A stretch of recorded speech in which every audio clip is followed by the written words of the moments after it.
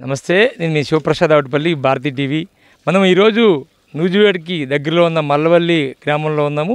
ఏదైతే ఆంధ్రప్రదేశ్కి నూజివేడు ఈ మామిడికాయలకి రాజధానిగా ప్రసిద్ధి చెందింది.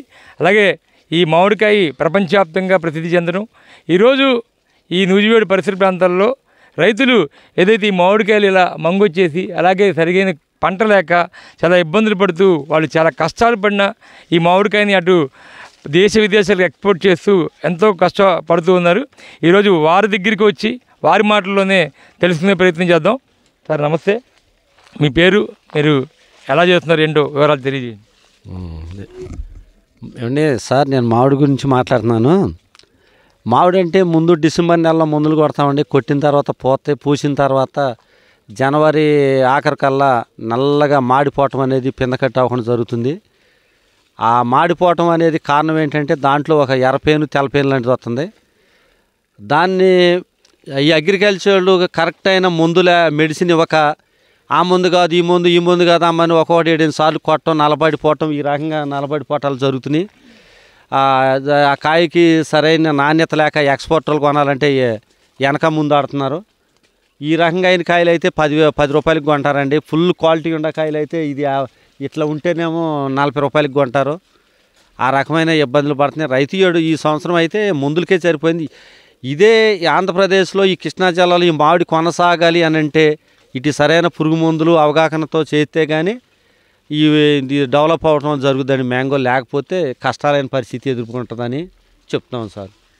ప్రభుత్వం తరపున మీకు ఎటువంటి ప్రోత్సాహాలు వస్తున్నాయి? ప్రభుత్వం తరఫున అయితే పావలా రాయితీ కూడా లేదండి, పైసా కూడా లేదు. ప్రభుత్వం ఏం అవసరం లేదంటే ఒక పురుగు మందులు ఒకటి అగ్రికల్చర్ డిపార్ట్మెంట్ ద్వారాగా 4-5 కోటాలకు రైతుకి అందించగలిగితే రైతు శుభ్రంగా క్వాలిటీని ఆపగలుగుతాడు, మందు కొట్టగలుగుతాడు. అదే దళాల దగ్గర పురుగు మందులు కంపెనీ కొట్లోళ్ళ దగ్గరికి వెళ్తే ఇది ఒకసారి కొట్టమంటాడు, అదొకసారి కొట్టమంటాడు, ఇంకోటి ఒకసారి కొట్టమంటాడు. ఆ కొడతాం వల్ల జబ్బు పెరగటమే కానీ తగ్గటం లేదు. అలాగే మీరు ఈ మార్కెట్కి అమ్ముతున్నప్పుడు వాళ్ళు ఎలా కొంటున్నారు? ఈ ఎక్స్పోర్టింగ్ వ్యవస్థలో మీకు ఈ అధికారులు మీకు సలహాలు సూచనలు ఇస్తూ ఉన్నారు? సలహాలు సూచనలు ఏమి ఉండవండి. క్వాలిటీ ఉంటే క్వాలిటీ రేటుకి అమ్ముతామంటారు, క్వాలిటీ లేకపోతే మంగు ఎవడ కొనట్లేదని చెప్తారు వాళ్ళు.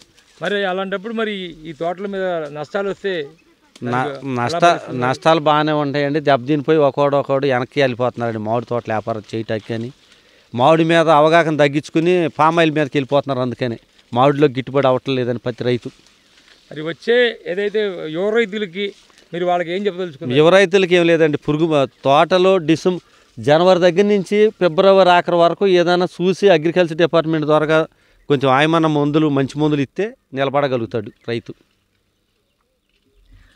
అదండి ఇక్కడ వ్యవహారం. ఏదైతే నూజివేడు మన మామిడికి ప్రసిద్ధిగాంచిన నూజివేడులో రైతులు పడుతున్న కష్టాలు, ఇటు ప్రభుత్వాలు ఏమో రైతులకు మేము సబ్సిడీలు ఇస్తున్నాము, అలాగే వాళ్ళకి అకౌంట్లో డబ్బులు వేస్తున్నాము, వాళ్ళకి వచ్చేస్తున్నాము అని చెప్తున్నారు. కానీ ఇటు అగ్రికల్చర్ డిపార్ట్మెంట్ కానీ ఇటు వ్యవసాయ అధికారులు కానీ వీరికి సరైన అవగాహన కలిగించకుండా ఇలా మంచి మందులు వాళ్ళకి అందించి చక్కటి ఏర్పాట్లు చేస్తే ఇంకా మంచి క్వాలిటీతో మేము లేకుండా మందులు లేని, రసాయనాలు లేని ఒక మామిడి పండుని దేశ విదేశాలకు ఎక్స్పోర్ట్ చేస్తామని, మన యొక్క నూజివేడి ఖ్యాతిని ఖండాలను వ్యాపం చేసే విధంగా ప్రయత్నిస్తామని చెప్తున్నారు. కానీ ఇక్కడ ప్రభుత్వాల మట్టికి క్షేత్రస్థాయిలో ఏ విధమైన వసతులు కల్పించకుండా ఇట్లా రైతులు ఎండల్లో వానల్లో అనుకుంటూ ఇటు మంగిపోయిన కాయల్ని కేజీ 10 రూపాయలకి 20 రూపాయలకి అమ్ముకుంటూ నానా కష్టాలు పడుతూ అటు దళాల చేతుల్లో ఇటు ప్రభుత్వాల చేతుల్లో ఇటు రైతులు మోసపోతూ ఉన్నారు.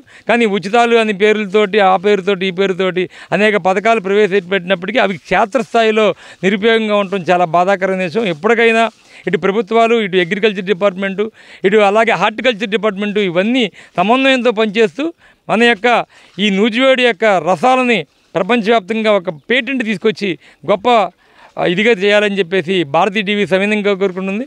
ఎప్పటికైనా ఏదైతే ఈ యొక్క మంచి మామిడి పండుని భావితరాలకి రసాయనాలు లేకుండా వీరు ఏదైతే రైతు చెప్పిన విధంగా ఇక్కడ ఈ దళారుల చేతుల్లో, అదే పురుగు మందులు అమ్మే ఈ షాపుల వాళ్ళ చేతుల్లో కాకుండా హార్టికల్చర్ డిపార్ట్మెంట్, అగ్రికల్చర్ డిపార్ట్మెంట్ ఈ 2 డిపార్ట్మెంట్లు సమన్వయంతో పనిచేసి వీటికి చక్కటి పరిష్కారం చూపించాలని చెప్పి భారతీ టీవీ సవినయంగా కోరుకుంటుంది.